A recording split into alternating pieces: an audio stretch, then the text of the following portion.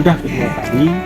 Dari hasil penilaian tahun lalu itu memang masih ada beberapa hal yang masih perlu dilengkapi oleh Kemenkes, khususnya terkait dengan penyediaan sarana prasarana, SDM dan rencana kerja untuk peningkatan.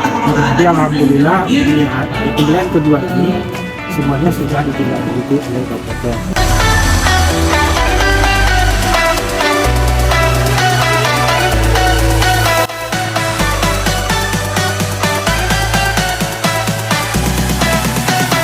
dan visitasi berkembangnya status BKLM Pelkes Sumbar menjadi PPK PLUD.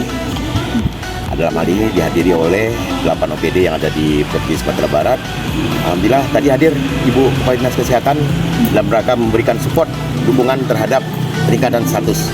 Melihat potensi-potensi pendapatan, melihat potensi-potensi yang bertren positif terhadap perkembangan ini, peningkatan pelayanan yang ada di Bekom Pelkes ini juga pendapatan bagi kita sendiri oleh pemerintah Provinsi Sumatera Barat, juga ini merupakan bagian dari program unggulan Bapak Gubernur. Akreditasi dengan nilai A oleh Kementerian Kesehatan pada 27 Agustus kemarin diserahkan langsung oleh Ibu Dirjen Tenaga Kesehatan Ibu Dr. Ayana di Bumi Serpong